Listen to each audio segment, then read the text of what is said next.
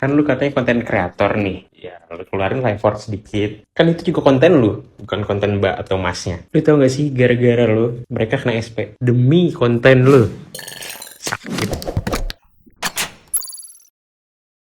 Hola netizen yang berbakti. Viral konten kreator pesan daging stick minta ditumpuk 5 tapi tingkat kematangan beda kini dihujat habis-habisan oleh netizen yang terhormat. Jadi kembali heboh seorang konten kreator dengan akun @valerianatea mengunggah sebuah video protesnya saat buka puasa di sebuah restoran steak. Dalam video tersebut awalnya si konten kreator ingin buka puasa di tempat steak bernama Steaknya Mas. Di videonya diberikan tulisan buka puasa malah berasa dibentak. Lalu di bawahnya ia tuliskan nyesel banget makan steak di sini berasa minta padahal gue bayar. Unggahan video TikTok @valerianatea mendapat beragam balasan dari netizen yang berbudi pekerti luhur. Bahkan unggahan tersebut juga berdampak kepada karyawan di Steaknya Mas yang harus mendapatkan surat peringatan 1. Namun setelah banyaknya netizen yang tercinta yang berkomentar terkait video tersebut, akhirnya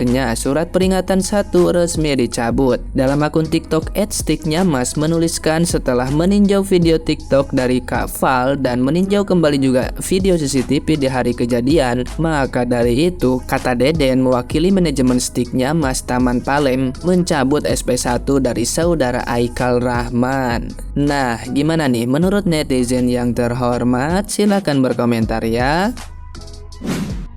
Kalaupun gue jadi customer sama seperti si mbaknya, gue pun akan melakukan hal yang sama gitu ya. Akan komplain karena tidak sesuai dengan harapan gue dan gue mendapatkan pelayanan yang tidak sesuai dengan ekspektasi gue juga. Tapi karena di sini mbaknya seorang content creator, kalau menurut gue sih alangkah baiknya, alangkah bijaknya kalau misalkan masalah seperti ini bisa diselesaikan secara kedua belah pihak atau mungkin bisa ngomong langsung tanpa harus dibuat konten. Karena kalau konten creator udah ngebuat hal kayak gini, tujuannya jadi lain, bukan fokus ke makanannya, tapi fokus ke pelayanannya itu sendiri. Artinya orang-orang tuh bakal lebih fokus ke permasalahan yang ada di sini. Kalau kita perhatikan permintaan maaf dari pihak restonya pun sudah dilakukan dan ada rasa kasihan sih gue yang dimana sebenarnya ini masalah sepele sih, sepele jadi besar karena yang buat konten kreator gitu loh. Jadi menurut gue ini terlalu berlebihan sih. Kita harus mengerti keadaan waktu pas pertama kali beli itu seperti apa. Gini loh nyonya, gue contohin deh.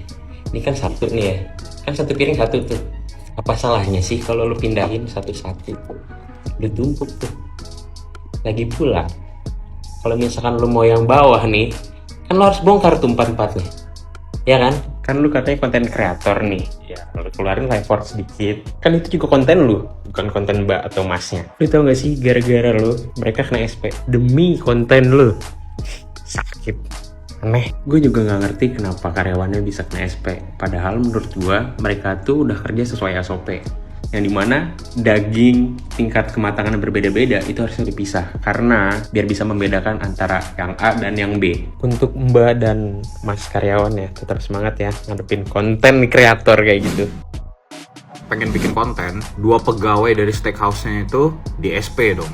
Lagian request lu juga aneh gitu loh. Tingkat kematangan berbeda, minta ditumpuk. Ya kenapa nggak lu tumpuk sendiri? Steak yang lu pesan itu jenisnya melting, dan dia itu cenderung punya fat yang tinggi. Jadi ketika mereka ditumpuk, ada kecenderungan buat itu nge-steam. Dan tingkat kematangan bakalan over. Jadi si mas sama mbaknya ini nggak salah gitu loh. Elunya aja yang kebaperan. Tinggal numpuk gitu, lu pinjem aja ini pisaunya, lu tumpuk sendiri gitu loh, manja banget. Steakhouse-nya juga blunder. Udah tahu customer kayak gini yang di SP malah pegawainya. Gara-gara kebelet ngonten, jadinya 2 orang dikorbankan gitu loh. Karena SP mereka, gak kasihan loh.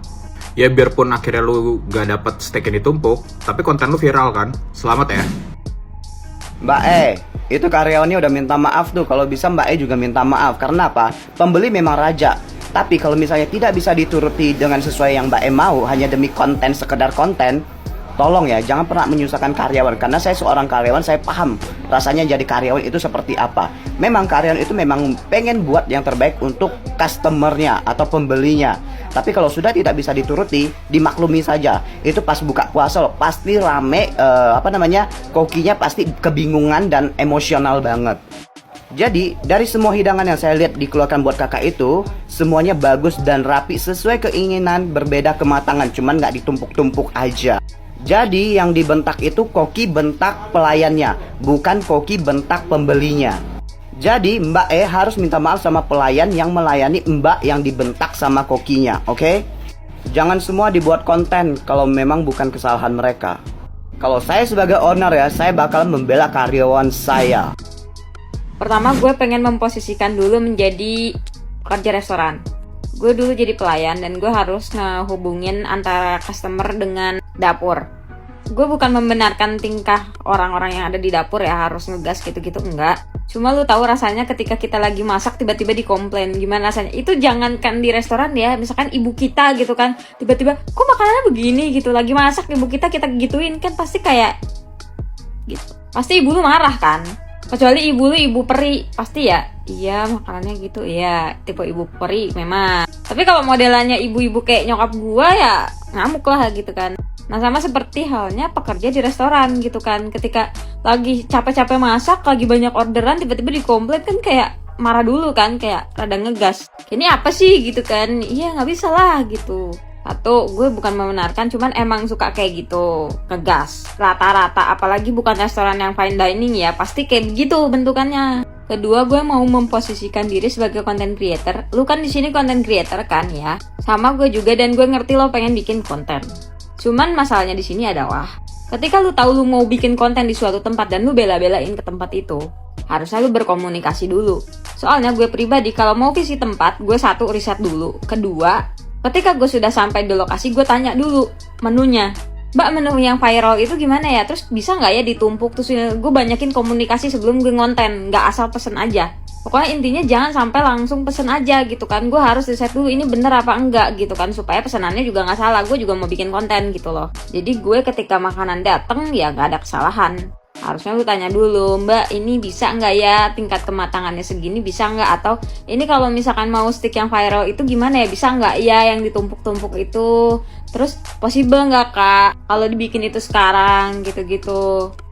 Minimal tanya kalau mbaknya tuh nggak jelasin, karena mbaknya dari mana tahu kalau lu content creator yang akan membuat konten gitu. Gak semua orang tuh kenal sama kita, gak semua orang tuh kenal sama lu mau bikin konten, lu mau nge-review atau apa. Tidak ada yang tahu, makanya sebisa mungkin kita yang content creator kecil ya, gue juga nggak bisa dibilang gede, makanya gue selalu komunikasi di awal gitu. Dari mana mereka bisa tahu kita bakal bikin konten kalau kitanya nggak komunikasi gitu loh.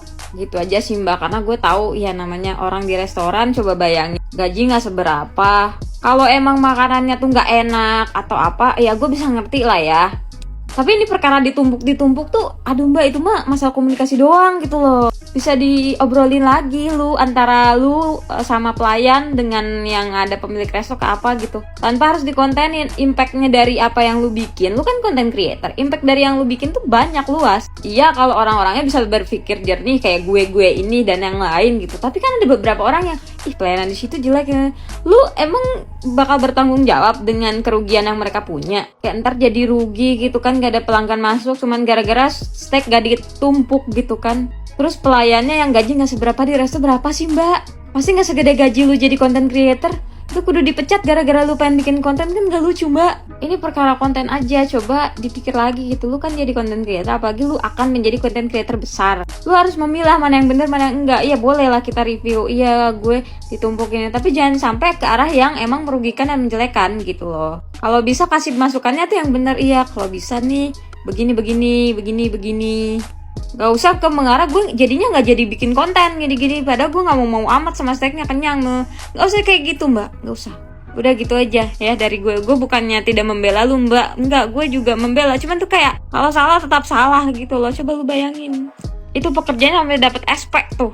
Coba dipikir-pikir lagi dah ya.